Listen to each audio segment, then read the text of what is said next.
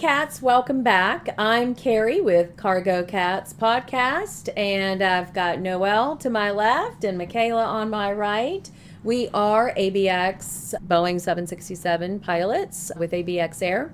Welcome back. We've got an exciting episode today. We're talking about some very important topics.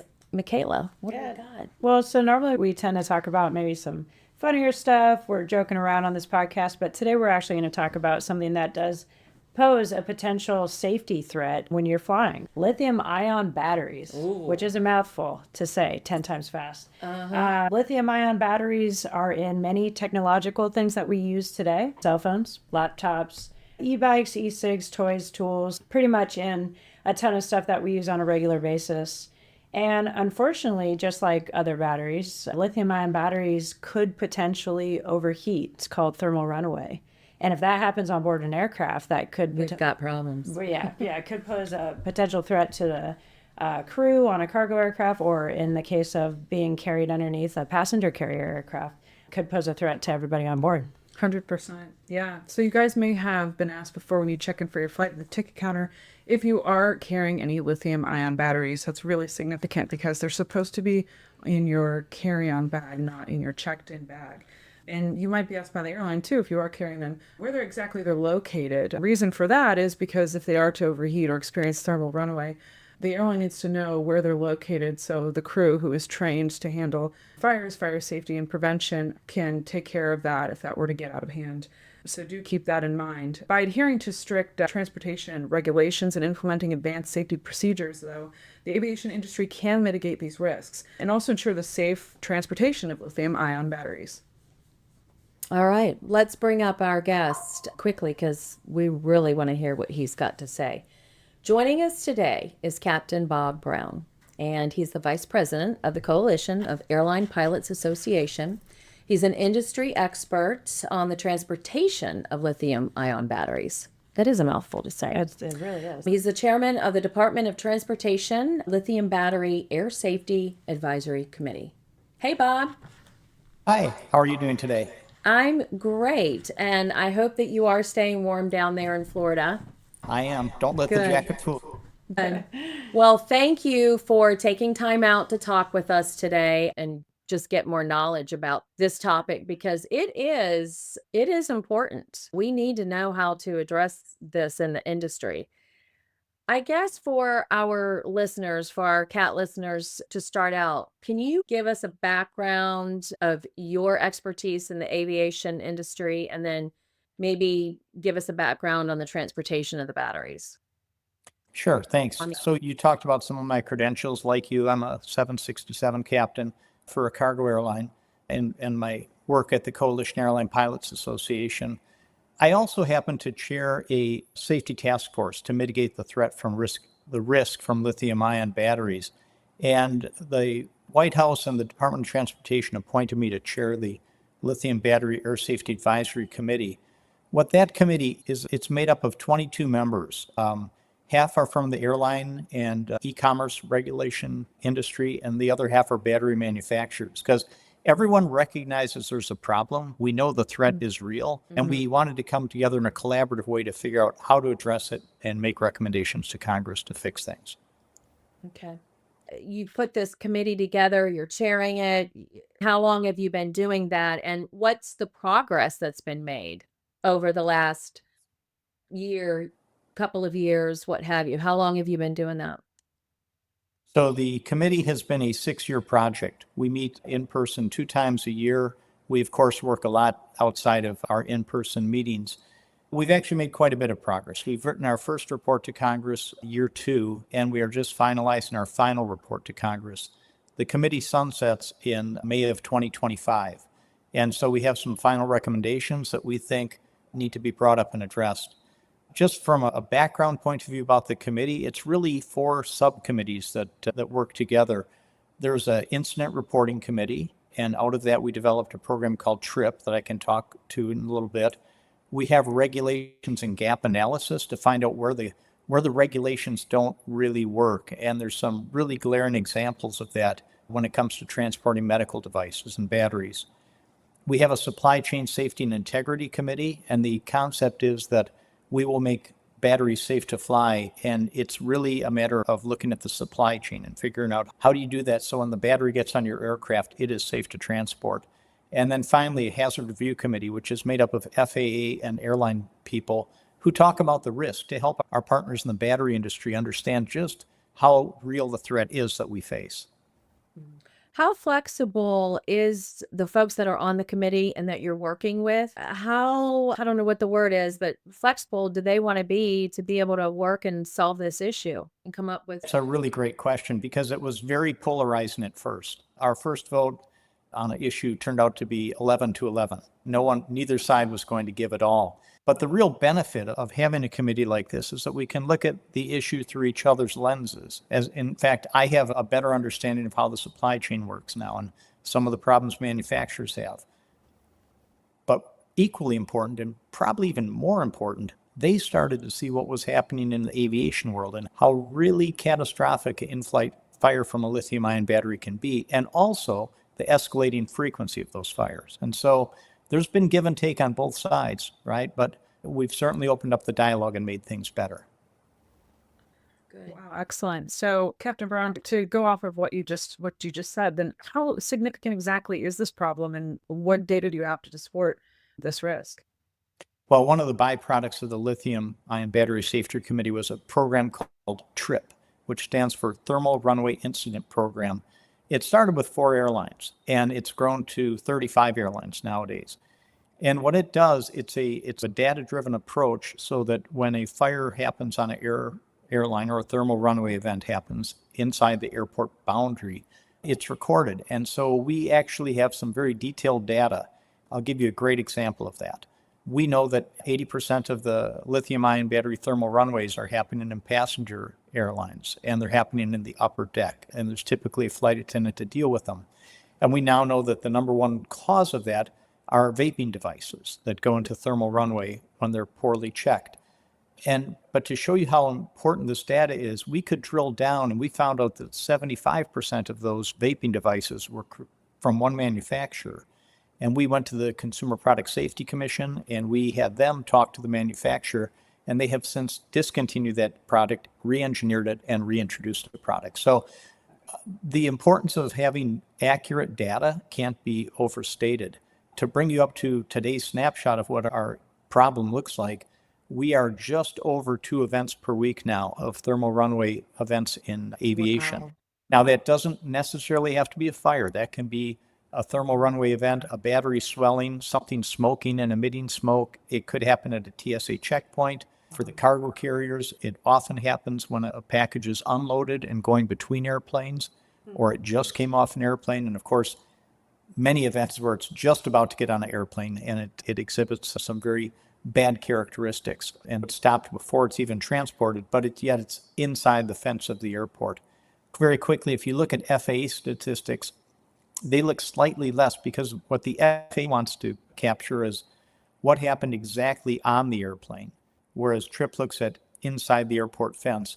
We think close calls are worth measuring because close calls can obviously lead to events in flight. And the more proactive we can be about fixing things, the better off we are. Excellent. So, with 2 instances a week, and that's a lot. How come that's something that we usually don't hear much of in the news? So my own theory on this is you hear about it when somebody is in a passenger plane and they have a cell phone and they can capture some of the drama that's occurring because our news cycles are really geared towards what could be dramatic, what could capture your interest. But the reality is it is happening 2 times a week. And you can look on YouTube and you can find batteries catching fire in airport lounges and being charged at airports and things like that. But it's only newsworthy, in my opinion, when someone has really good video of it and someone is getting hurt or really could get hurt. Don't forget, there's also events where a battery will go off in an airplane, which is at the gate. And I think we've had 2 of them this year like this, and they've evacuated the airplane. And then people get hurt on the slide going down. And when it comes to national news, you get 30 seconds, right? That's always dramatic footage. But if you really think about it, this year you've seen a lot of events on the nightly news that talk about this. Sure. And Bob, we're talking about a really fast reaction in terms of once that battery lights up, like it it goes really quickly. I know some of our listeners probably don't know how fast that actually can be. Do you have any numbers on that of how fast it ignites and once it's ignited? I don't have any numbers on how fast it ignites, but I can tell you what a thermal runaway process looks like. It looks like your battery starts to get hot. Then it looks like your battery is starting to swell and expand. And at that point, it can ignite. And the thing that makes these batteries so tricky are they're self-oxygenating. When you think back to science class and they had the fire triangle, you take away oxygen, the fire is going to go out. Well, these create their own oxygen. So you're not going to get it to go out. And so what the best you can do is cool it and contain it. And so they're very hazardous. Figure lithium ion battery burns at 1400 degrees. It emits some toxic fumes. It has incredible flames that are coming out of it. And the thing to remember too is when I say a battery, let's say a laptop battery or a power bank battery, that's actually a battery is made up of cells. And so in your power bank, you might have 6 or 9 little cells that look like AA type batteries. But so what the problem is, when one of those catches, it goes into thermal runaway, it can propagate cell to cell and cause all 6 or 9 or whatever that amount is to go into thermal runaway. Just look at the problem we have with e-bikes where they might have 48 cells that make an e-bike battery. And just the statistics are on just e-bikes alone are alarming. I think 16 people died last year in New York charging them. I think 169 went to the hospital. Oh my How God. come we don't hear about this? Oh, you do in New York. Yeah, you just get like a little snippet. So yeah, that kind of brings us to the next question of just what are the mitigation strategies that have been implemented that you've obviously had a huge impact on? What are some things that we're doing in the industry to help mitigate this problem? So we did a lot of work to figure out how to mitigate this strategy. And I want to say what we had to do is we had to look outside of aviation. And so we looked at things like, how do you take care of a fire event in a submarine? What does NASA do? What do the space programs do? And a lot of the solutions we came up with, and we'll talk about these in a second, came from other industries because what we developed didn't exist in aviation. And probably the number one most important one we did was a fire-resistant container. The ones I'm familiar with are made of a material called macrolide, which is lighter than aluminum, stronger than aluminum, and has incredible fire resistance durability. That actually was the floor of the Skylab space program. That's where it had its origins. We found some really tremendous fire extinguishing agents, suppression agents, and those came from a different space program where they were satellite propellant. So what do they do with the macro light? How is that process? Well, so if you look at let's talk about cargo airlines for a second. You have unit load devices that get put on the planes. Many of them are made of sand, many of them are made of aluminum, many are made of composite. And so we started out by figuring out how did those burn in a lithium ion battery fire. And we found Lexan lasted about 8 minutes, aluminum lasted about 22 minutes. With macrolide material, it can contain that fire for over 6 hours. And we did testing with the FAA to prove this, 5,000 lithium ion batteries. And that's how the macrolide works. It's tremendous for holding. We had a lot of trial and error. I'm telling you, we learned a lot about the buildup of hydrocarbons and gases and the explosive force those could emit. We had to re-engineer the container to breathe and to vent. But that's how macrolide works. I would say this, if you have containers that have Lexan, really not a good idea. Along those same lines, if I can just quickly, we revamped checklist designs to make it easier for a pilot in a smoke-filled event to deal with that. Quick donning oxygen mask, full face. We learned from one of the carriers the problem with mask goggle combinations and how difficult that is to put on a smoke-filled environment. And the emergency vision assurance system, which a lot of cargo airlines have nowadays, which allows the pilot to operate in a smoke-filled dense cockpit, which also had some origins in the submarine world. We again looked outside of things to find solutions. Some incredible stuff. Bob, in some of your presentations in the past, I've heard you talk about Underwriters Laboratories device called the UL 5800. Can you expand on that? What that is? I can, and let me also just add a little bit about Underwriters Laboratories. That's a company, Chicago-based, that has a public and private section. So when you buy a toaster, you see a little UL label on it. That's the for-profit side of UL. Some toaster guy pays them to test their toaster. The not-for-profit side is all about public service, and that is who is working with us in aviation. And they have spent millions of dollars, their own dollars, trying to improve aviation safety in the airline world, and they've been a strong partner in all this. You referenced the standard UL 5800. That was a standard that was created for fire containment bags. And so we just talked about how many of these events happen in a passenger cabin, okay, or in the cockpit. And not many happen in the cockpit, but some do. And the standard was developed by 47 people, pilots, flight attendants, fire scientists, battery manufacturers, people who manufacture these products. And we all agreed that the standard is if you have a device in a cabin that catches fire, you have to be able to contain that and contain that toxic smoke and fumes for 6 hours. And that's important for anyone who's flying over water, right? At our airline, we have people in back watching movies on their iPads and on their laptops and with some subpar products.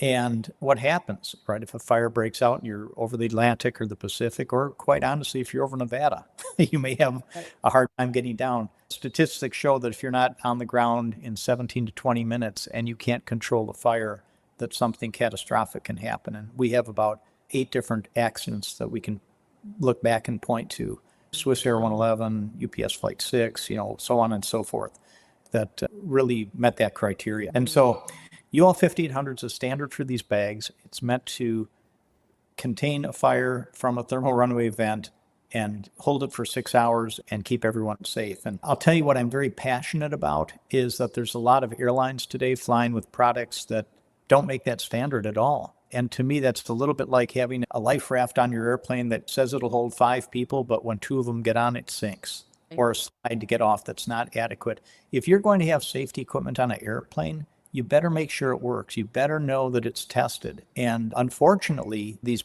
people who sell some of these products go, this is FAA approved. The FAA has no approval process for those things. They actually looked to UL and said, UL, develop a standard for this. Mm-hmm. The people are not testing their products because they won't pass. And the FAA just completed a series of tests where they tested some of these FAA approved products and they didn't work at all. And so to me, it's like a lot of our passenger airline and some of our cargo airline friends are flying around with a placebo. It looks good, it looks like it should work, but will it when you really need it? And a lot of airlines are starting to reevaluate this and purchasing a product that meets that UL 5800 standard. I'm close to retirement, but one of my passions before I retire is that I want to know that the safety equipment that's meant to protect our pilots and our passengers works. Well, exactly, because your family could be on one of those flights, right? Or Right. good friends, colleagues, etc. In training, they teach you've got 17 to 18, 19 minutes. And when you, like you said, when you indicated flying over water, you've got so many other things going on. And where are you going to go over water? We just had an aircraft that had to divert whenever the rocket blew up over, I think it was Turks and Caicos. Finding runways around islands can be a little bit difficult, especially if you're flying. And let's be honest, it's really stressful if you have a lithium-ion battery fire event, okay? Don't you want to know? It's just hard enough to fly the airplane and develop a plan, right?